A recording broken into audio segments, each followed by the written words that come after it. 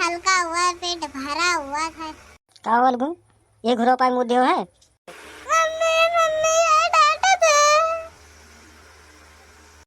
के हुए लल्लू हम आई गए। मम्मी मम्मी यही डांट रहे हैं। का हो गुल्लू हमरे बेटे वो काहे डांटे ढारत हो? छोट बात होकर डांटे ढारत हो इतना देरी से।